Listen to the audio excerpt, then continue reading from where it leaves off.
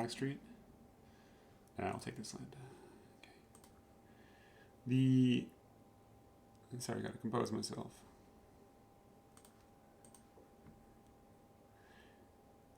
So if we think about play dynamics, right? So like in any given game of Magic, there's a die rolled at the beginning of the game to determine who gets to go first. This is inherently unfair. Wow, this round 6 is going to be nuts. Um, because the person that loses the die roll, the compensation for losing is not good enough. But because of the metrics of Magic, there's no way to make it good enough.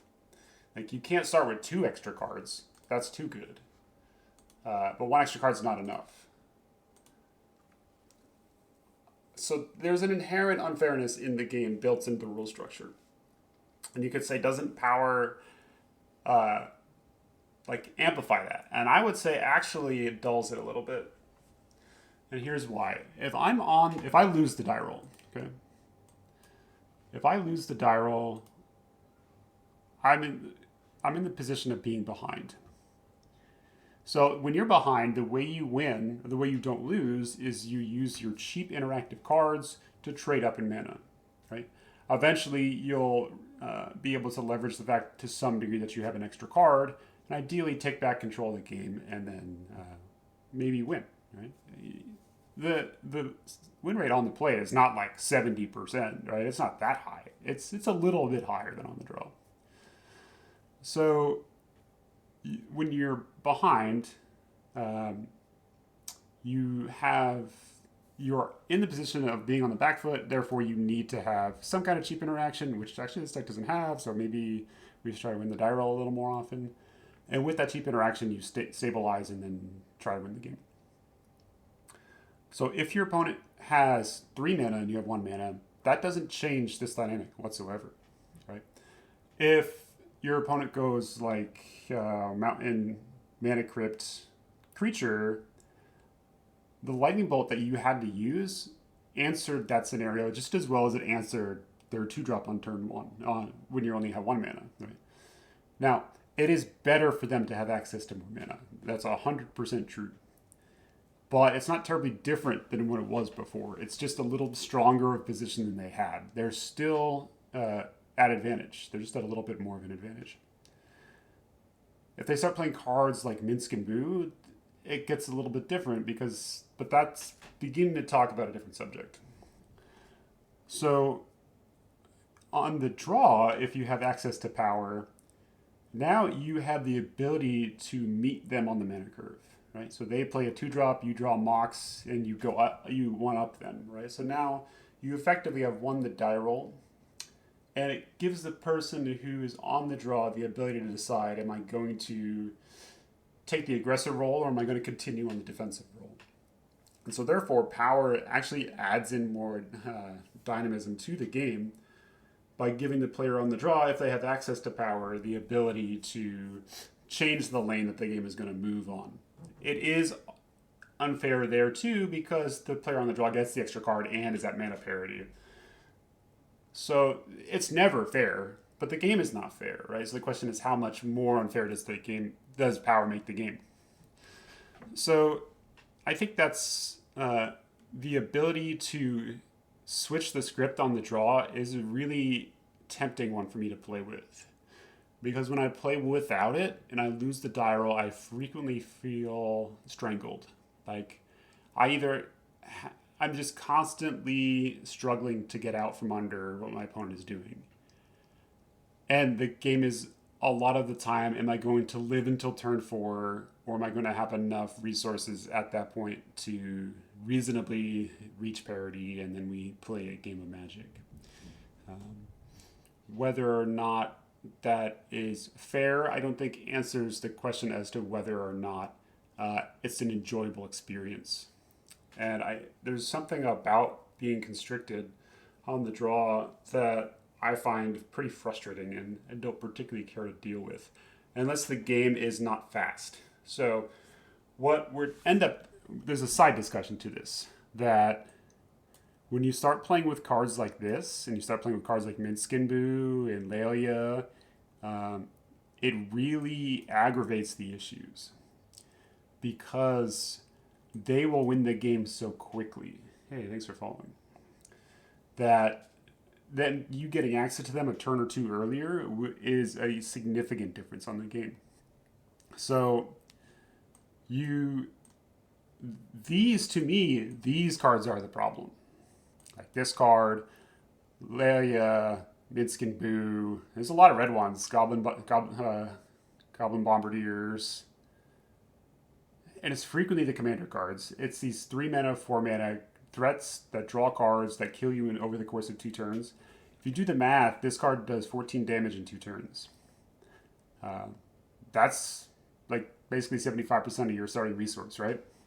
So that's a really quick way to lose the game.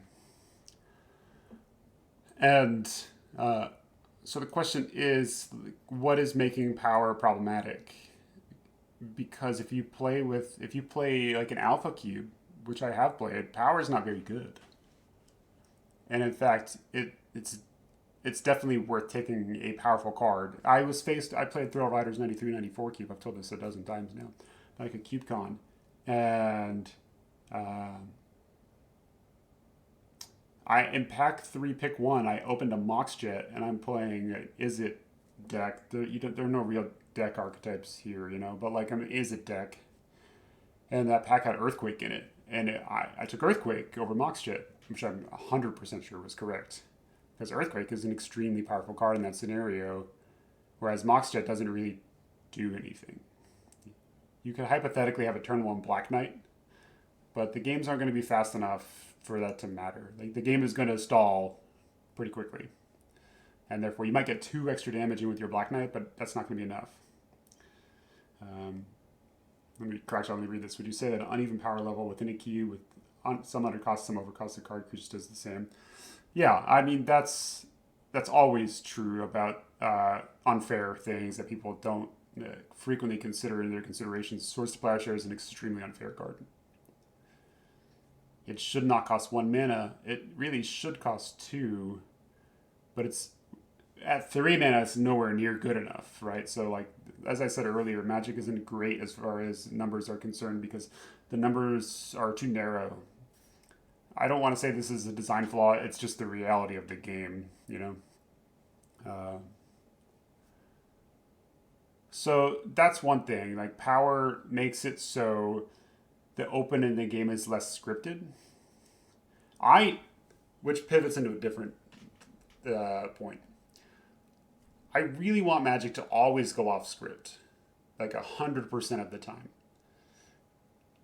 because I want to experience something I've never experienced before, and I'm willing to sacrifice winning the game to see a game that does something new. I think Magic is the greatest game ever made at creating this because it has so many components and it has the most complex rule system. As a sub point, there's a lot of discussion about the influence of capitalism on Magic in a negative sense. I want to say that there's been a very positive influence on Magic from the capitalist system that built it, which is there's no way this many game pieces would have been made if there was not financial incentive to do so. It's just that's the effect of deadlines on people is they create more content, right? And in this case, some of it's bad, some of it's good, but there's a lot of it, which means that it's the most iterated and it's the most articulated game system probably of all time. Maybe it's not the most complex game, but it probably is. But it's close. But it has the most game components. And each of those game components, outside of actually a relatively narrow band of functional reprints, each of them offers a unique element to the game. Some of them are just worse than others, but you could make a cube that's just worse cards. And it would be a different experience than if you played with just better cards, I've thought about using Sensation Gorger as my avatar, actually, recently. For the reasons you're implying, Gresham. So the other thing about power is that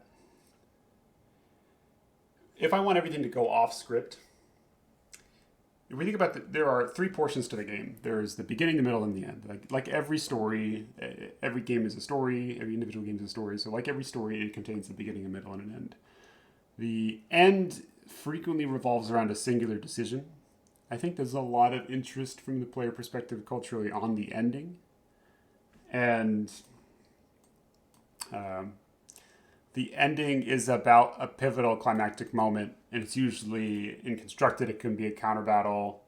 And in classic Magic, where it's about blue hand battles, it's about one big counter war. It can be about one final top deck, the Lightning Helix moment. It can be about calling a bluff, things like that. But that's a singular moment, and it really encapsulates the entirety of the game, which is what a good ending does. But it's like a singular thing. Right?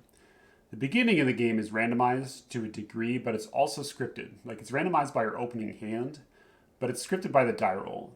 And so the dynamic of the opening is really uh, set by who wins the die roll and then who gets to play first. So those two elements of the game, the beginning and the end, are not fixed, but they're more likely to be similar to other games. Whereas the middle of the game is the part of the game that's most likely to be different from other games. So one of the things that Power does is it further randomizes the beginning of the game by having an unusual opening. And there are things that happen when someone plays a threat above uh, ahead of schedule, or answers a threat with a certain kind of thing ahead of schedule, or sets up an engine ahead of schedule. Is that not only is that thing in play earlier, but the lines that would typically have happened before that moment haven't happened yet. So they either get to play uncontested with their engine, they have a little bit more life, uh, and or there's fewer things on board. You just get these moments that don't happen because usually there's 3 or 4 turns before this engine is developed or this threat is in play. And so now the dynamic of the game is different in the presence of this given card. Whether it be I play, let's say Enduring Renewal. I've been thinking about Enduring Renewal recently, but I play this on turn 2. That's going to be a very different game than if I played it on turn 5, right? And not only in the fact that I get access to it earlier, but the development section wasn't there. And so I get to jump ahead of schedule, but I don't get those first 3 turns of using mana to deploy cards. Because even if you do things ahead of time, you are doing them in a way that deprives you of a certain amount of mana, right? If I play my 4-drop on turn 1, I'm missing effectively 6 mana of plays that I would have had otherwise. So what I mean is that rather than play my 4-drop on turn 4, I would have played something on 1, 2, and 3 and get access to those lands. So I lose access to 6 mana. Now, I don't lose it because I can get it in the future, but these are things that that in a normal game I would have before this thing is in play.